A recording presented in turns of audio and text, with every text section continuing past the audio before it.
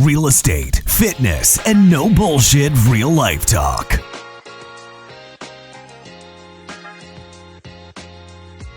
The DevNJmg show is starting in 3, 2, 1. Hello, my people. Hello, John. Hello, hello. Are you wearing a different t-shirt this time? I don't know. I'm not sure what I wore last week, but I definitely wear the same clothes.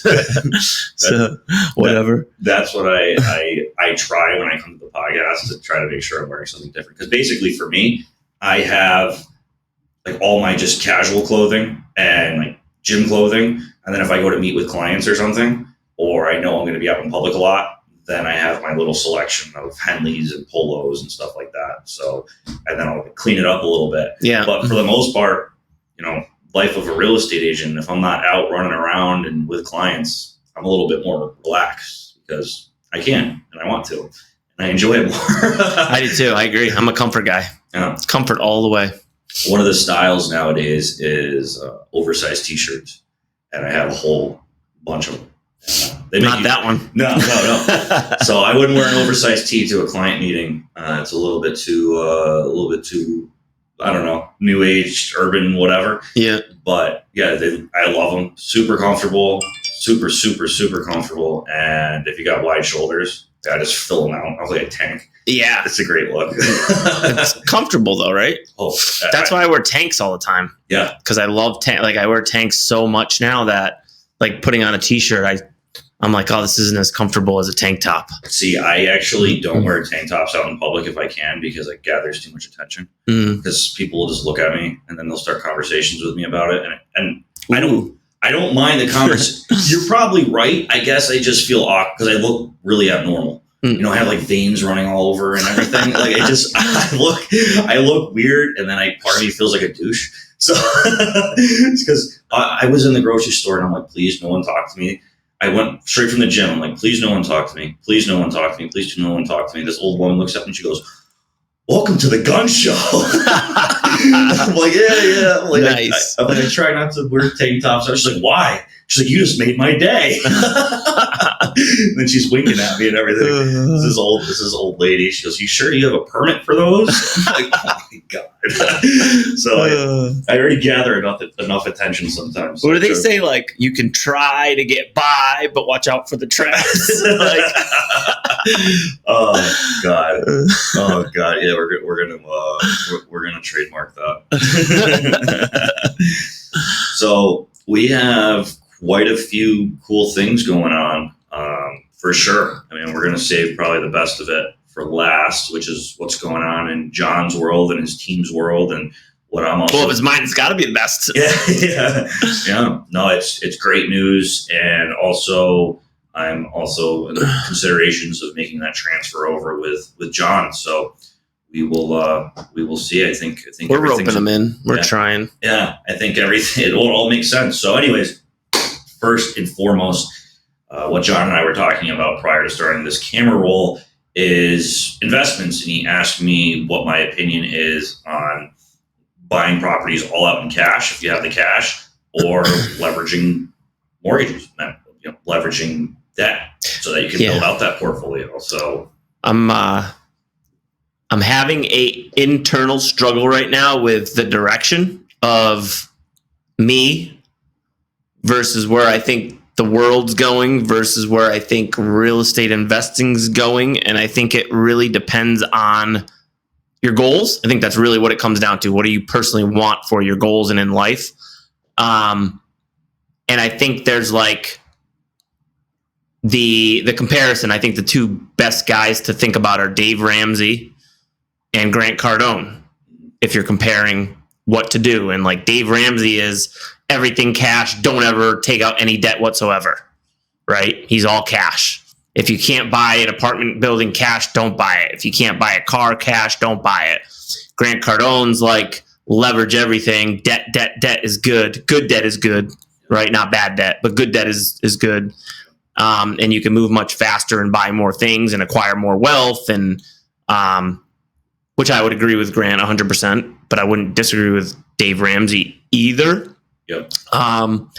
I don't really like Dave Ramsey that much. He's kind of pompous. I mean, although Grant Cardone's pretty cocky himself, but I like Grant Cardone's personality better than Ramsey's, but I've been struggling with actually what direction I want to go in. Yep.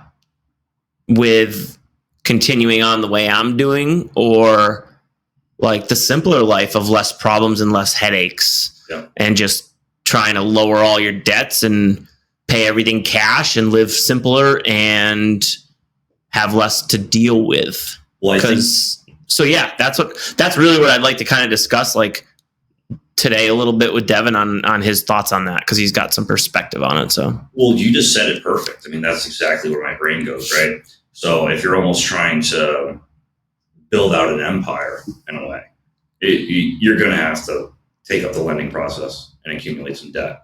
Yep. However, no doubt you can definitely move much faster and make a lot more money long term. And the other side of that is if you have the cash, let's say you had the cash and you bought, let's say you had $1 million, hypothetically, so you had $1 million. You could go out, buy 4 solid multifamily properties in cash. Yeah. And that will be, besides for maintenance, and if you use a PM, that's all cash flow. I mean, you would have a legitimate, you would have a solid income off that. Like if you wanted to live simple and you would not have to work, you could technically kind of work off that to a degree, right? You probably want a little bit more than that, but realistically, that kind of gets into the territory of kind of like almost the average salary of somebody. If you had four multifamilies with no mortgage, right? So you're cash flowing nice. Yeah, exactly. So realistically, and that's on the low end. I'm just saying, realistically, that's just like on the really, really low end. But to even get to that point, if you don't have that money just saved, you're going to probably have to take up the lending process. You could always even take up the lending process, accumulate debt, and then just backtrack and end up paying them off. Let's say you accumulated 10 multifamily properties, 15 multifamily properties, got a property manager, you could almost backtrack, save all that money, and just pay off the loans quicker, right? I mean, how big do you want to get, I suppose, is the question. And there's people much more qualified than myself to have an opinion on this, but that's how I look at it.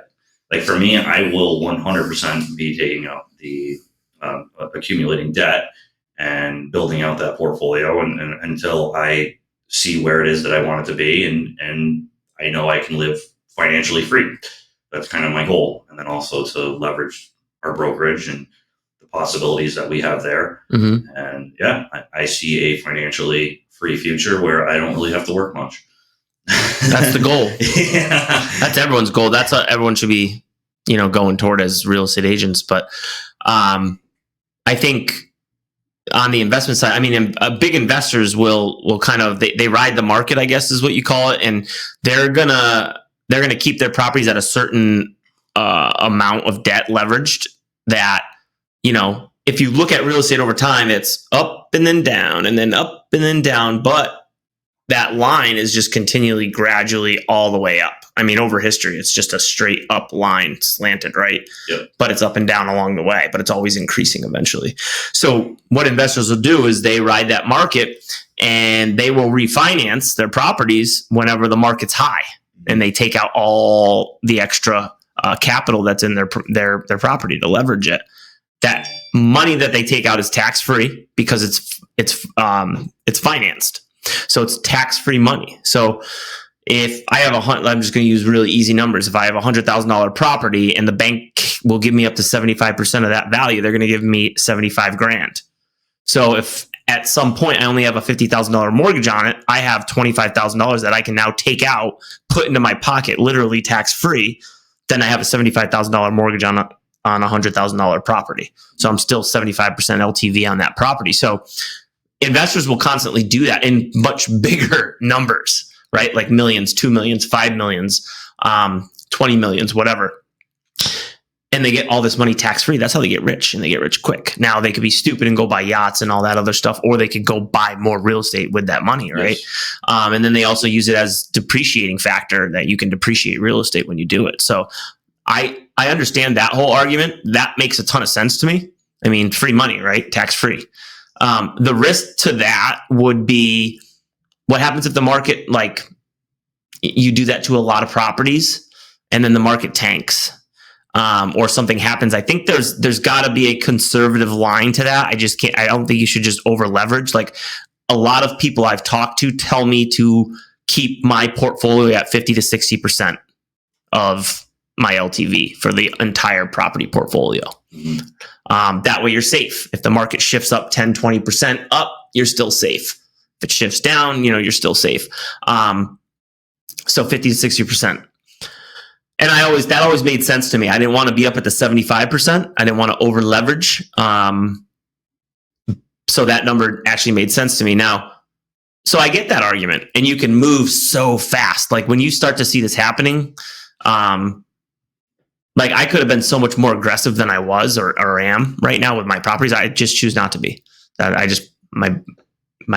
The way my mind operates, I'm a conservative person, so I move slow.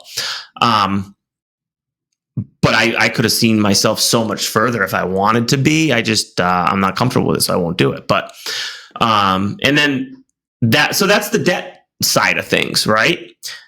But then there's the cash side of things. And the cash side of things, like you said, going back to your $1 million example, you buy 4 properties at $250,000 each.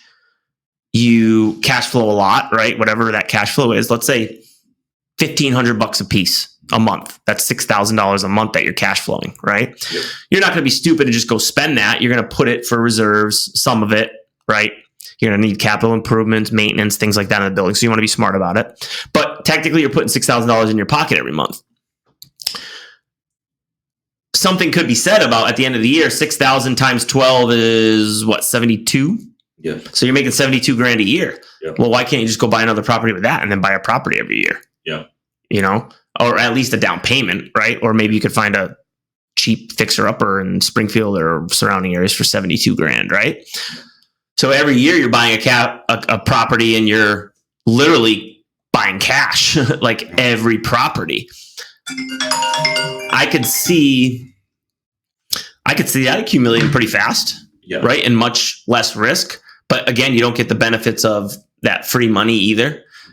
You're paying taxes on your income that year. That $6,000 a month, $72,000 a year now becomes income, right? So you have to pay taxes on that. So I think for me, let's go back to you in a second. It's all about goals, and it's all about risk tolerance, and it's all about simple life to a little more complicated life, because owning properties, I don't care what anyone says, is not simple. Especially when you start getting up in the multiple units and stuff, you're going to have problems of some sort. You need to know how to deal with them. You need to put in systems that, alleviate most of those problems proactively before they happen. But you're going to get problems anyway, so you better be ready for them. Not a bad thing, just part of doing business, as a landlord, especially in Massachusetts. So if you're willing to deal with that stuff, yeah, sure. For me, I'm getting to the point where I'm like, I think I want to relax a little more. Yep. Not that I'm not ambitious anymore, or I don't want to make a bunch of money. Like, I still want to work. I love working. I want to make sure that work doesn't provide the stress it has in the past. And I want to start having more time. And by time, I don't mean like time that I have off. I mean time that I have off and I'm not thinking about things while I have it off. Yep. That's important to me now. So I've kind of starting to head in the other direction. So I'm trying to figure that all out and how I want to do that. So that's why I thought this conversation was good to have, just to have some opinions, your opinion, on all that. Well, I'm glad I could provide something. I don't know if it makes any difference, but at least it's a great topic for people listening, because I actually have accumulated quite a few people that are interested in investing. And quite frankly, the longer I've been in the business, the more I like working with investors anyways. It's just like my personality jives with it quite well. Yeah. It's not that I do fine with residential, just traditional home buyers as well. But just when it comes to investing, they're motivated, and they're no bullshit. It's all numbers to them. It's not emotion. There's no emotion, dude. There's no emotion, because of course I am a support system for a lot of people. But my support is like, hey, how are we going to achieve the goal? That's how I am. Like, I'm going to help you get to a goal. And crying over spilled milk. That's not my not my MO. You know? Like I want to figure out how to get the milk back in the glass so I can drink it. You know what I mean? Well, no, totally true. And that kind of like transitions us right into like what we kind of wanted to touch on today on the second part is clients, right? How to deal with different types of clients, situations and things in real estate, because it's hard. Like that's part of your job as a real estate agent is to get good dealing with people, from a support, from a patience, from a consulting expert knowledge, you name it. Like it's dealing with people. You're a people person. It's like that Office Space. Yeah. I'm a people person. Yeah. What's that? Lumberg. Well, you know how he's trying to fire the Bobs come into the office. So I know all about that movie because I know it's a classic, but I actually have not watched it all the way through. Oh my God, you got to watch that movie. I'm sorry. There's a guy he's going to get fired. I forget what his name is. But he's like, so what exactly do you do here? And he's like, I'm a people person. And he's got like no people skills. No, he has like no like actual role. Like you can tell his role is completely worthless. That's why they're gonna fire him. Yeah. Anyway, it's funny. But yeah, so clients are hard to deal with. So what have you been experiencing in general, just like as a new agent, and some situations that you've come across that maybe have been difficult? Yeah, so when I break it down, there's going back to initially, like when we're talking about investors, that's smooth sailing. That's like nice and easy. Numbers make sense. Numbers don't make sense. Okay, on to the next one. Oh, offer didn't get accepted. Okay, is what it is. And cheap properties, little lower price points. Make sure you have an agreement to get them on the list side when they flip it. Yeah. Make sure you're getting paid for your efforts, not just on the buy side, because the buy side is usually low. So make sure you have a good relationship that, they're going to list with you as well. I think that's fair. I think a lot of investors will have a relationship that if you find me the property, I'll list with you, and they might work with a few agents, which I think is fair. Yeah. Like you might have access to other off-market properties that I might not, right? Yeah. So to dedicate yourself to one agent on the investor front is hard. Not a lot. Experienced investors won't do it. Yeah. If you're an agent that wants to work with an experienced investor, put your big boy or big girl shoes on and go find an off-market property for that investor, right? Make that relationship. That's your value. Yeah. But make sure that that investor respects what you're doing for them, and you have an agreement that, something's coming back on the sell side usually, because the buy side's a little light. But sorry, go ahead. Yeah. I interrupted you there. Yeah. No, I think that's important though. No. See, now I lost my train of thought, John. My bad. Hold on. Okay. All right. Let's see. Investors. We're talking about investors. No emotion. Yes. And then I was moving on to talking about different types of people, right? So some people are much higher level of emotional threshold, or I should say emotional stress, their threshold of that stress. Just for example, some people, when their offers don't get accepted, they're like, okay, oh, this sucks. We're on the next one. Some people get really emotionally attached to a home. Mm-hmm. And that's something where I kind of have to decipher out, because I do want to be there if they're getting stressed. I'm willing to have that conversation and attempt to be that motivation. And then there's some people that it's relatively clear, straight shot, like this is what we're doing. This is how we're proceeding. Go ahead, go to the lender, get the documents, etc., whatever. And then there's some people, once again, it's the tolerance of stress and that threshold for it. Some people, they can make it a lot more challenging than it really has to be. And it's not that the situation is any different, because when I'm running the train, for the most part, the transaction is going the same almost all the time. I mean, obviously there's always going to be little road bumps. Yeah. But for the most part, as long as we just follow along and go through this, we're going to get to close. Mm-hmm. But some people, when anything comes up, and it might not even really be a something, they get worked up. The home buying bigger issue than it needs to be. The more I've realized, like, people get really emotional when they're buying a house, super emotional. I was just talking to somebody who is going through the home buying process, and it's actually not me; it's a different agent, because I have a relationship with them. Mm-hmm. And I'm not putting any feedback. I don't want to get involved, nothing like that. But something little came up, an extended close, and they're freaking out. They're very upset. And to me, I'm just like, yeah, it's going to be an extra 5 days. It's fine. It's fine. I think if it has to be, right? We try to get it to at the right closing date, but if it has to be, it has to be. Like, that's what it is. They're emotionally rocked from it. Yeah. Because now their schedule changed. Well, it's tough, right? Yeah. I mean, you got planning, you got work, you got kids, you got moving trucks. You know, you have a lot of you might have friends helping you. You have a lot of moving parts when you're moving. So I get that part. That's why it's so important to really hit those closing dates for people, because there are plans. But you also need to plan as when you're moving that sometimes you kind of need that backup plan if you can have it. Yep. Like a little bit of flexibility. Yep. Might not be ideal, but at least it's a backup plan. Yep. Because things happen. Yeah.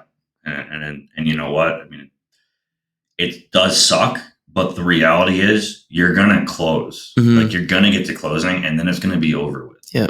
Like, this whole process, it's going to stress you out as much as you allow it to. Right. And then when it's over, it's over. It's like going in for a surgery that you have 100% success rate on. Sucks, stressful, not looking forward to it. Then when it's over, 5 days of recovery, whatever. And you're like, okay. Right. You move on and it wasn't a big deal. It's over with. Yeah. And then you like never think about it again. Like any issue in life or any problem that you're going through, like you get through it. Right. Yeah. Yeah. So as far as working with different emotional types, different tolerances of stress, sticky situations, do you have anything that comes to mind that just... You know who I love working with the best? And some people might not like this type of personality. I like the engineer, architect, numbers, spreadsheets, dot the I's, cross the T's. I'm super anal type people because they're so organized and they just want to get everything done right away. And I have no patience and I can't wait for people. So I'm like, let's go, dude. Let's get this done. Like I'm super organized in a transaction. Like, I want to get back to you like quick. Yeah. Because I want to get things done. I want good customer service and that. So I love working with those people. The flip side of those people is sometimes they can be too anal and they can get a little picky when it comes to like things that don't matter. Yeah. You know, so you have to kind of balance that. Some of them are just like, don't care at all. Like, you have two personalities, I think, on an engineer type. It's the one that like knows that's not a big deal. And then the one that like makes it a super, super big deal. Both of them are very anal and organized. Their spreadsheets, their numbers, they look at it that way. But one feels like that's a big problem. The other one's like, no big deal. Yep. If I'm explaining that correctly. No, it does. Like, from an inspection request standpoint, maybe. Yep. You know, one's going to be like, nah, dude, I'll take care of that when I move in and that next year. And that's not an issue. And no, I don't care about that, dude. I researched that on YouTube. That's not a big deal.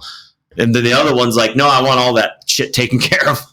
And that's the one that you're like, oh no. Yeah. Like, not this. I got to go back with a 15 item inspection request to the agent and negotiate this when I told them that they need to pick their 3 most important items from a safety, liability, and like financial standpoint.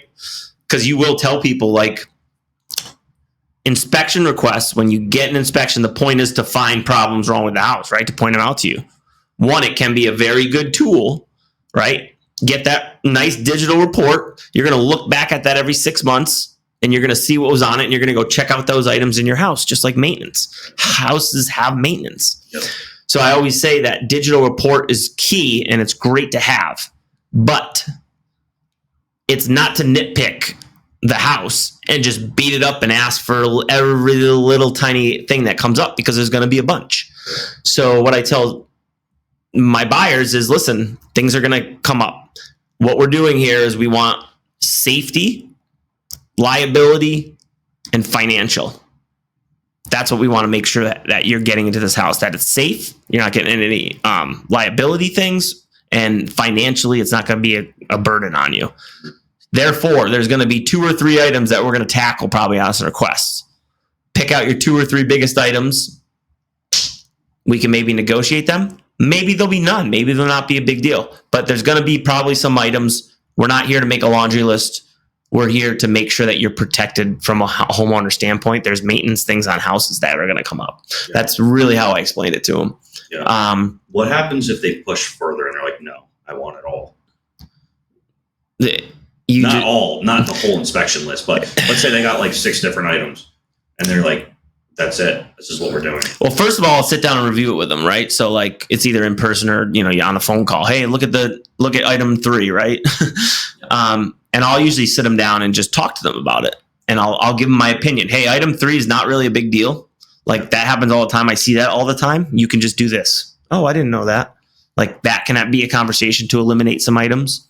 And then there's some that I'm like, yeah, I agree. We should definitely tackle this. Yeah. So we'll I like to have that conversation. I always tell them, go through the report, bring me a list of your top 3 items. Top 3 always turns into 5, 6, 7, 8. Yep. Right. So now you have a list of 5, 6, 7, 8. That's their concerns. So you pull out their concerns first. What's most important to them? You ever had one really headstrong? Yeah. And they're like, no, like I'm asking for 6 different things. Yeah. Yeah. There's nothing you can do if they, okay. Like if they legit are that adamant. Yes. You give them your opinion. Ultimately, they're the client. It's their decision. So, gotcha. Because what happens is like you start to lose trust with them if you start to push way too much. Yes. I mean, you can do it in a very professional and mannered way that I got your back because we do, right? Like that's our job to have our clients back. But if you think they're being unreasonable, I tell them sometimes. I'm like, I think this is a little bit much, honestly. This could be handled this could, and I'll go through the list just like I kind of said. Yep. But let me go to the list agent, see what they say. Yep. Let's give it a shot. Because I had something like that where there was an issue with the water, right? There was an issue with the water, bacteria in the water. So I'm like, this was an as-is sale. So I'm like, you know what? I have no problem. I want to know what I'm fighting for. I'll push for the water treatment. It's not an issue. I get it because it's contaminated. Even though it was an as-is, you still got a water test anyway. Yeah, there was a water gotcha. test. So I'm like, I got you. We'll push because they not only wanted the treatment, they wanted the filtration system, right? So I'm like, listen, it might be going a little bit too much, but I'm willing to fight for you on this because right now you can't go in and drink the water. Like I feel like I have a leg to stand on with this. But then there was 5 other things, and I tried saying like, this isn't as-is sale. Mm-hmm. We can't really do this. I'm just letting you know. I mean, if you really, really feel like I'm going to send it over, I'm not going to tell you no, but just realize they're not going to agree to this. Yep. Right? It's just what it is. And they had trouble comprehending that's an as-is sale, and this is wrong, and this is wrong. And thankfully, I talked to the listing agent, and I was still able to get actually a significant amount of money. So I'm happy with what I did, but talked to her. I'm like, listen, sending this over, sent it over, and then got her response, and then worked with her on it from there. Right? It's like, this is how we're going to save this, whatever. So I ended up getting quite a bit of additional money, but obviously I couldn't get all of it. It's an as-is sale. So. Well, that's why an as-is sale is bullshit because, I can't tell you how many times agents come back after an as-is inspection and give you a list of items. It's like, dude, this was as-is. Yeah. And so, one, you need to explain that property to your clients, properly to your clients. Even though you're like, how can I explain that more thoroughly? Yes. They still might do that. Yeah. Right? Yep. Now it puts you in a position where you're like, dude, I promised this agent and the agent promised the seller this was as-is. So it's kind of like my word is my bond thing. Yes. But contractually, I can do what I want. My word doesn't matter because in contract, I still got my inspection contingency date. Like I can negotiate still, even though I said it was as is on paper. What does that actually mean? So yeah, I know I said it was as is, but we found this and we're still in our due diligence period. So if you're not going to fix it, then we're just going to back out. So was it really as is? No. And agents will do that. I had a $30,000 price reduction agent once. It was a house in Springfield that I did a while back. And I remember this specifically. As is, came back with a 25, 30 items. Right? Exactly like we're talking about. I said, dude, I'm not even going to entertain. I can't entertain this. Like, I'm not even going to just start to go through this. And she was like, all right, I'll send you a number. And she sent me a $30,000 price reduction. And I was like, I'm not entertaining this either. Yeah. I was like, next, back on market. Yeah. But like, that's not holding your word or controlling your clients, yeah. Right? Now, if she came back with 2-3 items and maybe a $3,000 price reduction, yeah. Right? But as an agent or as a buyer, you can't be that naive that you walk through a house and you say as is, and you didn't recognize $30,000 worth of repairs. Yeah. Like as an agent, Yeah. if a house is that beat up, you should be doing your job and bring a contractor through before you put in your offer. Maybe it was, maybe you had to put it in quick, but like, you know what I'm getting at? Like, you should be intelligent enough that now I get it. We found an underground oil tank, or we found that miscellaneous unicorn type stuff that comes up, not a 30 repair item checklist that equals $30,000. Yep. Right. You can see those things when you walk through a house as an agent. Yeah. But you should put in, it needs to change. You should not be able to put in a contract as is for informational purposes only, because you should be held to that as a buyer, I feel. Well, then also there's another thing too, is like I actually had a deal go through, and I know we got it to go through because I don't know if they have it in Mass. I'm not as familiar with Mass contracts. CT, we have an as-is rider. Mm-hmm. So I'm sure Mass has it too. I just haven't used it. No, we Mass. don't. Oh, no. I haven't used it. If we do, I don't know. So I used an as-is rider, and I explained this to they're very well educated. They're like, yeah, let's do it. Because I knew they wouldn't come back. So what does the rider say in Connecticut? I haven't seen that one. It says we reserve the right to back out if something is right. So it's not as is. We reserve the right to terminate the contract, right? If something comes back in inspection, but otherwise everything is being sold as is, and it kind of solidifies it because it's actually a signed document versus just saying inspection is for informational purposes only. But the strength of the as is in that isn't that strong, because it's like we still can back out. So if we're not satisfied. Yeah, but I think you should still have the right to back out if you go through inspection and something crazy comes up. You should, but it should be defined better in the contract. I'd have to pull it up. Like, I don't know. Yeah. I don't know what the language would be. Like, you should either be able to, I mean, investors, when they buy properties, they put an offer and they just scribble out the inspection period. Like, they don't have an inspection period. Yeah. They'll just cross it out. If they're truly buying it as is, they won't do an inspection. They'll waive inspection. They'll just waive the inspection. Yeah, because I've actually gotten some other, and unfortunately these deals fell through. No fault of me. It just, buyer didn't end up going through with it, whatever, blah, blah, blah, blah. But with that as-is rider and CT, I've gotten some offers accepted because of that reason. The agent, I built a relationship with them, and they're like, yeah, put the as-is rider, and we'll go. Right. You're correct, 100%. Yeah. Like, I have too. Yeah. The as-is works, like, from a relationship standpoint. Like, if I were to do a deal with you, I would be like, Devin, I'm taking this as-is. I talk to my buyers, 100% on full page, like on the same page. Trust me, we're going to take it as is, right? The problem is when I'm friends with an agent, that puts your reputation online. If you don't know that buyer, or maybe you had that conversation and like you're trying to fight for your buyer and represent your client, but your reputation's getting tarnished. If you put so much strength and honesty saying we're taking this as is, and you convince the agent to go with you for that offer, right? That's like an ethics, moral type of kind of code for me that I'm like, I got to fight for my client, fiduciary responsibility. Yeah. That's number one. But now I just lost my reputation, and I went back on my word from that agent. Yeah. That's something that's hard for me to do. Yeah. So that's why I think it's a problem. Yeah. And like, if I have a family member or a friend, I can have that really, really direct conversation. But if you're dealing with like an internet buyer that you don't know, you just met, you think they're nice, but you don't really know them, right? Because people can turn. Yeah. People can be real nice and then turn. I've seen it. Yeah. I've seen it. I've seen it, man. Dude, the transactions that are the hardest, your clients don't like you, and you're like, dude, I was like Superman moving the world for you on this transaction, and you hate me. But you're a piece of shit. Right? Yeah, you're a piece of shit. And then you got like the easiest transactions in the world that you're like, I really didn't do too much on that one. And they're like, dude, you're the best agent. That's me as a client.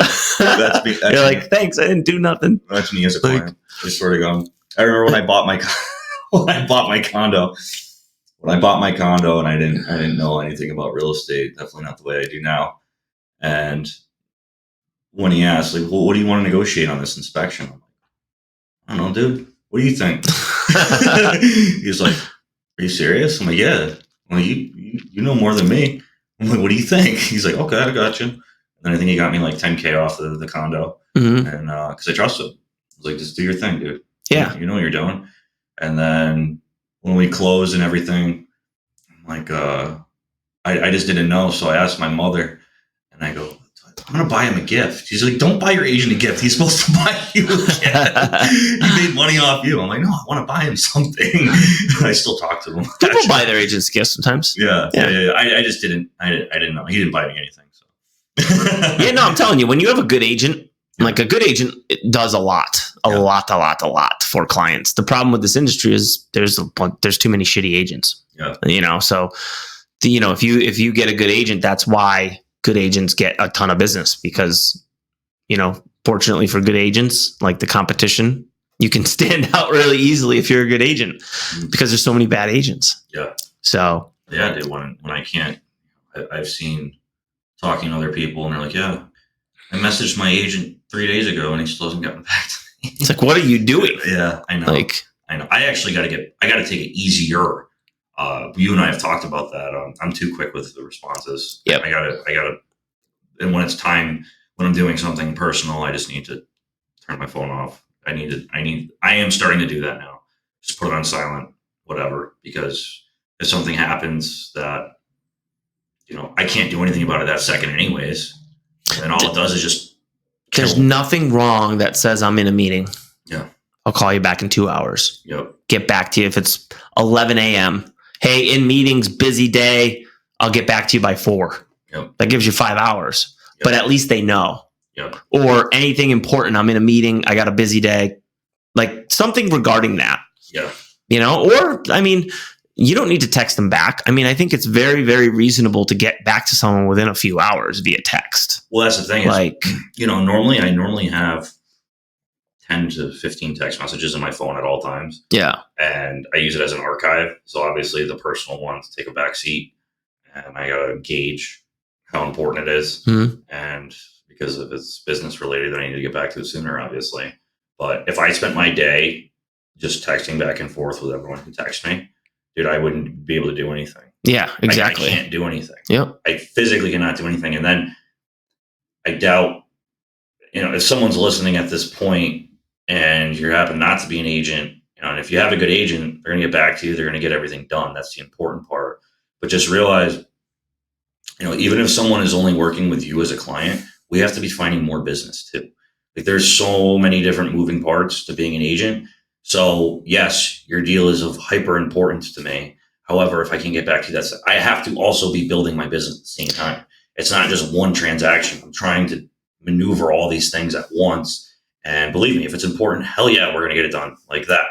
But it's just like I have so many different things. If I just focused on one deal every single time, then I wouldn't have a business. Yeah, you wouldn't have a business. That would be my last transaction. Well, and good agents know what needs to happen right away too. What is important. You see that text, they're asking about something. Oh no, we're in this part of the transaction. No, that can wait. Yeah. Right? Like, so what is urgent and what is not. Yes. As an agent, when people are texting you and emailing you and things like that. So. Yep. And I'm learning more and more too. Yep. Yeah, that's good. Yeah, man. So let's wrap up with this good news. John, I already know it's all announced on social, but let's hear a verbal announcement. How are you feeling about what you and your team are doing? I'm feeling awesome. So when we introduced this to the team, that was, when did we introduce it? When was that? When was that meeting? Last Tuesday. Yeah, last Tuesday. We've been working on this for a long time. And my biggest thing within this industry is compensation to agents.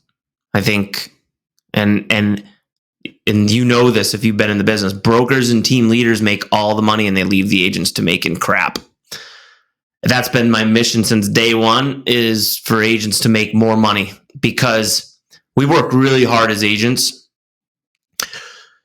and we deserve to get paid for that work that we're doing. And when we work as hard as we do in agents and we give away 50, 60% of our paycheck, that is bullshit.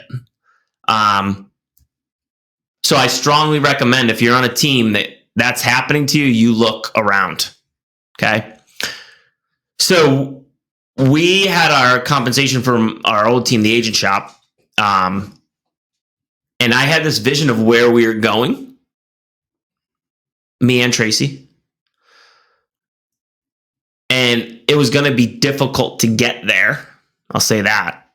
But we were going to do it, I think, eventually. It was going to take a lot of hard work, and we were getting there. We added, 22 agents to our team in 2 years, I think, which is pretty good. Yeah, it is. So this group came along, and I'd like to announce that we've merged with them, partnered with them. They're a national team. Their name is the Premier Group. So I'm super excited. These guys, the owners, his name's David Keener. He's a visionary. He's got business behind his belt. He's sold multi-million-dollar companies. The guy is like someone you want steering the boat. So when we met with him, we broke down his model. And I was like, holy shit. I was like, this is the agent shop on steroids. Like literally that was the words that came out of my mouth. And I was like, you're telling me I can do exactly what I was trying to do with Tracy with you being the boss, right? Yeah. Less on my plate. It's better for me and Tracy eventually. I'm taking a small step back to take a really big leap forward, hopefully. Mm-hmm. But for our agents, we have been telling our agents that we're going to give everyone a $4,000 cap and become a mega team this year, 2023. I don't think we were going to hit that this year. 2023, we would have. I wanted to hold to my word for our agents to get them a $4,000 cap. So there's a lot of things that go toward Premier. There's so many different revenue streams and incomes that you can make off of being with Premier. But please take a look at Premier. Obviously, I think it makes a ton of sense for any agent, any team leader, anybody looking to grow a team. I think it makes sense for brokers. It's an absolute incredible opportunity for people. And if they're not looking at it, I think they're going to be sorry they did. And the other reason we kind of looked at it too is because like this industry is getting so competitive that if you're not jumping on board with these big teams that are starting to develop, you're going to have a hard time staying in the game or developing your team. Like if you're a team leader that is like a productive agent themselves and you're starting to grow like a 1Z, 2Z, 3, 4 team, you're never going to be able to compete with these teams because you can't offer what they offer. You can't offer like the compensation that they offer. Yeah, when you laid that out, it's I've never heard of anything like it. It's absolutely ridiculous is what it is. Like you'll make so much more money if you tap into all the revenue streams. Yeah. I will sit down with any broker and any agent, head to head, one-on-one, nice handshake, professional, and I'll do math. And I will just destroy the compensation that you're getting because of the fact that we have so many additional streams because it comes out of the profit and back to agents. It's really that simple.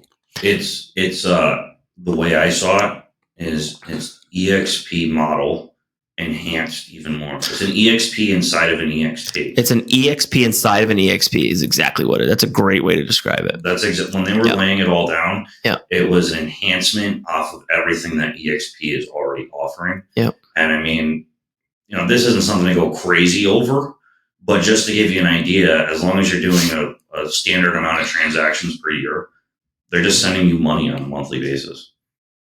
Just for being part of the team. Yeah. So when that's not because it's not like it's a copious amount of money, but it all adds up. It's a good amount. That's just one revenue stream I'm saying. So, but that right there, they're just sending you money, and they're saying like you better put it in marketing. Don't go spend it on beer and pizza. It's for marketing purposes. Well, here's what I suggest for agents because I don't think a lot of agents understand how much money they're losing and how much money the team leader or the broker's making. Yeah. I don't think they understand the industry. I don't think they understand anything. I think they're painted a picture, and I think it's a bullshit picture, and I think it lines the pockets of other people. And what we're trying to do as an agent, you need to understand where you're going. If you think you are going to do some transactions, then start a team, and then grow your team, and then maybe start a brokerage, it's so much harder than you think. What's developing in this industry is the ability as an agent to start your own team and not be responsible for that team, if that makes sense. Yeah. By bringing on other agents and combining resources. So like anyone on Premier has the opportunity to grow their own organization within Premier, and all they do is plug into your infrastructure, and you get compensated like very, very handsomely for it. So I think any agents that are looking to grow and they don't know where they're going, like they're just getting paychecks, you need to start looking ahead 1-2 years and be like, where am I going? Because I guarantee that brokerage that you're at doesn't have a path for you. They don't have a path for you. You're going to continue making the same money and chasing the same listings and the same buyers and paying your broker or your team leader over and over again. And you're constantly depending on them. What we're trying to do in this industry is have people create businesses for themselves. And it doesn't mean you need to create like your own brokerage. I'm talking about your own little business within a business that allows you to step away eventually, when you've worked for it. That's what this is going to allow you to do. And if you don't want to start your own business, it's just a great compensation plan. Yep. Period. End of story. Yep. You can just do transactions. If that's all you want to do is transaction, just go do transactions. The model's still really, really lucrative at that point. But I see it as taking all these little pieces that are offered that other brokerages and team leaders just don't have. And if you focus on all these little revenue streams, it makes a world of difference. And it's going to set you up for a much better quality of life because they're not painting you the right picture. If you want the right picture, come sit down with me. I'm not saying that to recruit at all. I don't give a shit.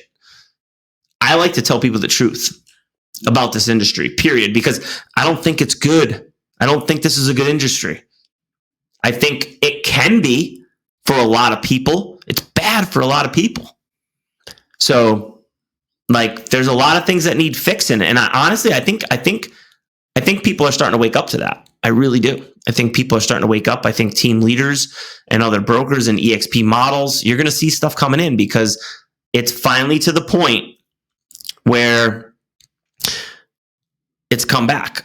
eXp's figured out something and it's lit a fire underneath everybody. And I think eXp is going to have competition eventually. Yeah.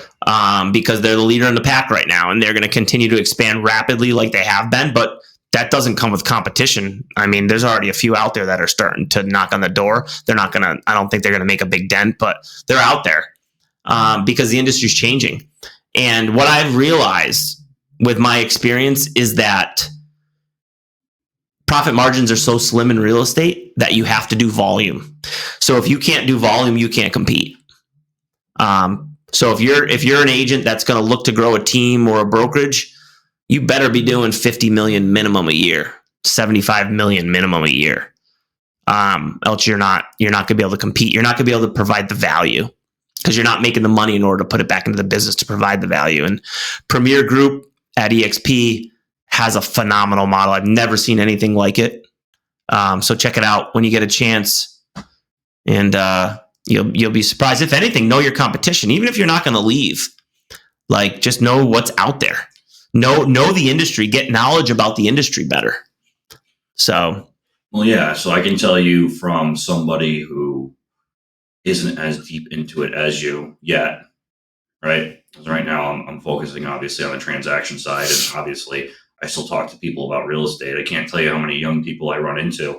That's where the industry's going, though. Or older people, and it's like, hey, we'll have a conversation. Mm-hmm. There's people who are interested in it. I was talking to some young kid the other day. He's like, I'm trying to figure something out because I really don't want to go to college. He's a smart kid. He's like, I just don't see the value there. Yeah, I want to be able to build something. All right, let's have a conversation, right? So this is exactly, and then it just trickles down. And then that person can have a conversation with somebody when they're a little bit more established, and that person can have a conversation with somebody. And it allows you, just based off of, instead of having to go out, outsource a building, put all this money into something that's cutting away from your profits. And also, one of the biggest things about being within eXp or eXp Premier Group allows people to actually, the agent who comes on, to conserve their money and keep it in their pocket. Because a lot of the money that is being made isn't being made off of the agent. It's being made off of the group and eXp. As I said, it's eXp within an eXp. And that's what the foundational of eXp was. And I believe it doesn't come out of the agent's pocket. That's the beauty of it. It comes out of eXp's, and then it also comes out of Premier's if you're part of Premier team. And you don't need to join Premier. No. You can just be part of eXp too. Yep. But Premier just adds that extra level. And there's 4K cap. Yep. Exactly. You're going to cap in 3 deals. Yep. Exactly. Like 4K cap. Unbeatable. Yeah. No, and as I said, I talked to other brokerages too, and then what they want to bring you on at. And this is not even being part of a team. It's just signing on with a brokerage as a no matter what, we're independent contractors, but an individual agent. Yeah. With really not much support outside of just being part of the agency. And I mean, they want to bring you on at like 60-40, no cap. And I don't mean that in the slang way, no cap. I mean, there's no freaking cap. that was one of the brokers I interviewed with. They're like, yeah, we'll bring you on 60-40. I'm like, what about a cap? They're like, oh, there's no cap here. Like, oh, but we don't have these fees and all. No.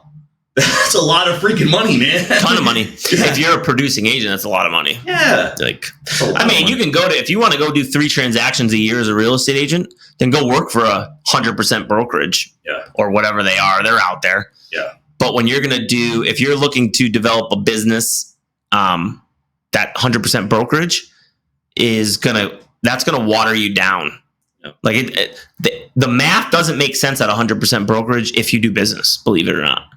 If you don't do business, yeah, it would, because you're only going to do 3 deals or something. Yeah. But there's stuff in that 100% brokerage that, like, we have a better package when you really think of it from a business standpoint. Yeah. You know, and you don't get anything with those. They're garbage. Yeah. Just put it out there. They're garbage. Garbage. John with the bold statements. So look, we're not perfect, man. Like, there's things that other people probably do better. Yep. I'm not saying that. Yep. I'm just saying right now we got cream of the crop for compensation and our team structure and what we can offer agents, from training to growth to opportunity to compensation to culture. Dude, you're gonna see us explode. Yeah, I am very excited. As I said, we are considering making the move over as well. And everything looks solid. I'd say I'd put you in a headlock and make you, but you'd body slam me. So I might let you win. With the mentorship, I can't embarrass him. So, anything else you want to say? No, I hope that wasn't too big a plug, although it was. But I mean, yeah. The thing is, John. So when I'm hearing you talk, and then we will end it. When I'm hearing you talk, you're talking about being plugging this. It doesn't really come off as you being a plug, because it's just something you're genuinely excited about. Yeah. And it's the same way when I sit down and talk to someone about eXp. I'm not even trying to sell it. I'm just telling them what it does. Go check out other brokerages. It just doesn't make sense. Not just that. Like, go check out other brokerages. That's what I'm saying. Like, you need to educate yourself as an agent. Like, go sit down with 10 of them. Yeah. Like, then you're going to understand all the splits, all the fees, all the structure. I can tell you right now, every single brokerage is going to tell you they have great culture, great training, great systems, great CRMs, great lead sources. Okay? Take that off. Look at the compensation and the numbers. Start asking some real intelligent questions and get a feel for the person you're talking to, and get a feel for the culture. Go visit them. Go see what they're doing. Like, deep dive into it. Yeah. Don't just make decisions. Like, because we can all sell. Like, if you were to sit down with just me, I'll sell you on my program. You go sit down with another broker, they'll sell you on their program. We're all salespeople. We know how to close. You got to do your due diligence. You got to sit down and really understand the person. Are they interested in you? Do they give a shit? Like, you got to figure all this out. That's part of the reason I came here, is because I knew you guys were interested in me. And we're interested in people. I am not interested in you as an agent if you're just going to float and do like 1, 2, 3 deals a year. Don't come here.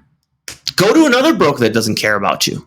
If you want to do 12, 15, 30 deals a year, that's who I want. Well, I don't mind saying this. I won't disclose too much, but the gentleman I met with that proceeded to insult me. Oh, yeah. Via phone call. Your buddy there. He proceeded after I joined eXp. He got pissed. Yeah, real super professional. So, like you said, know who you're talking to. Yeah. It's quite interesting. So, Premier Group, eXp. We're excited. Check them out, man. I'm telling you won't be sorry. All right, my man. I think that is it for today. We said 30 minutes, and we are at 55. Woo. Why do we talk so much, John? I don't know. I got a lot on my mind. We got a lot on our mind. Bye, everyone. Like, comment, subscribe. I'm going to say it slower. If you're listening to this point, please don't forget to like, comment, and subscribe so I'll give you a big hug next time I see you. If you want one. I'll give you one. All right, guys. I'm out. Devin's out. JMG's out. All right. Thanks for watching. Peace.